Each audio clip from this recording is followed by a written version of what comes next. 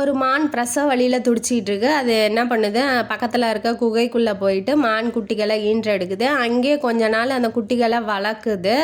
அந்த குகை யாரோடது அப்படின்னா சிங்கத்தோடது. அது ரொம்ப நாள் கழித்து தன்னோட இருப்பிடத்திற்கு வருது. அதை பார்த்த மான் என்ன பண்ணுது, பதட்டப்படாமல் தன்னோட குட்டிங்கள்கிட்ட என்ன சொல்லுது அப்படின்னா, எல்லாரும் வந்து சிங்கம் கறி வேணும் அப்படின்னு சொல்லி கேளுங்க அப்படின்னு சொல்லி குட்டிகள்கிட்ட சொல்லும் போது, குட்டிகளும் சிங்கம் கறி வேணும், எனக்கு ரொம்ப பசிக்குது, வேணும் வேணும்னு கத்துது. அந்த குகையோட அந்த எதிரொலிப்பு, அந்த குட்டிங்க கத்துறது எதிரொலிக்கும் போது பெருசாக சத்தம் கேட்குது. இப்போ சிங்கம் வெளியில் நின்றுட்டு என்ன நினைக்கிது அப்படின்னா, நம்மளை விட பெருசாக ஒரு மிருகம் வந்து உள்ளே இருக்குது நம்மளை சாப்பிட்றதுக்காக அப்படின்னு சொல்லி நினச்சிட்டு திரும்பி பார்க்காம போயிடுது. திரும்பி வந்துக்கிட்டு இந்த சிங்கத்தை பார்த்த நரி என்ன பண்ணுது, ஏன்பா அவன் குகைக்கு போகலையா அப்படின்னு சொல்லி கேட்கும் போது, அந்த சிங்கம் என்ன சொல்லுதுன்னா, அங்கே பெருசாக ஒரு மிருகம் இருக்குது, நான் போனால் சாப்பிட்றதுக்கு ரெடியாக இருக்குது அப்படின்னு சொன்னோன்னே, அட போப்பா, நான் மானை பார்த்துட்டு வந்தேன், மான் குட்டிங்கள்லாம் நிறையா இருக்குது, நீ மானை சாப்பிடு, நான் குட்டிங்கள்லாம் சாப்பிட்றேன்னு ஒரு டீலை பேசிக்கிட்டு இப்போ குகைக்கிட்ட போகுது.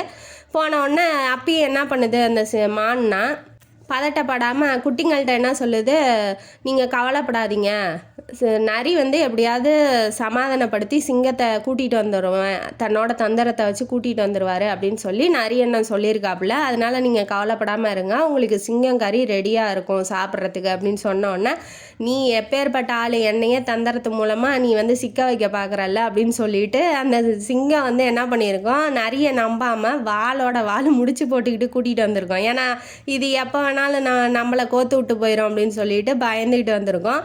இப்போ வந்து என்ன பண்ணுது, அது ஓடவும் இது பின்னாடியே ஓடி போய் கல்லில் மேட்டில் மலையில் எல்லாம் மாட்டி, மலையெல்லாம் கல்லுக்கெல்லாம் இருக்கும் இல்லையா, அங்கெல்லாம் மாட்டி தலையில் அடிபட்டு சாகிற ஸ்டேஜுக்கு போயிடுச்சு நரி.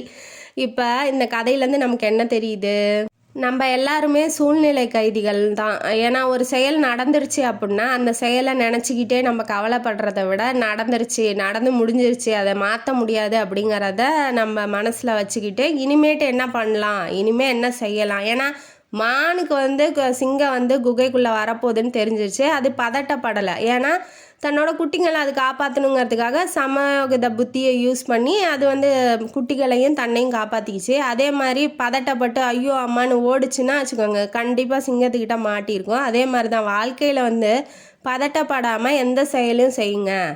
பதட்டப்பட்டால் நம்மளால் ஒன்றும் செய்யவும் முடியாது, செய்கிறது எதுவும் நல்லதாகவும் அமையாது. செயல் நடந்துருச்சுன்னா அதை நம்மளால் மாற்ற முடியாது. அந்த செயலை எப்படி சமாளிக்கணும் அப்படிங்கிறத வாழ்க்கையில் கற்றுக்கிட்டிங்கன்னா பதட்டப்படாமல் இருந்தாங்க உங்களுக்கு பாதி வெற்றி, அதுக்கு மேலே நீங்கள் செய்கிற செயல் முழு வெற்றியும் தரும் அப்படின்னு சொல்லிட்டு இந்த காணொலியை முடிக்கிறேன். இந்த காணொலியும் கதை உங்களுக்கு பிடிச்சிருந்தா லைக் பண்ணுங்கள், ஷேர் பண்ணுங்கள், சப்ஸ்கிரைப் பண்ணுங்கள், கமெண்ட் பாக்ஸில் கமெண்ட் பண்ணுங்கள். நன்றி மக்களே.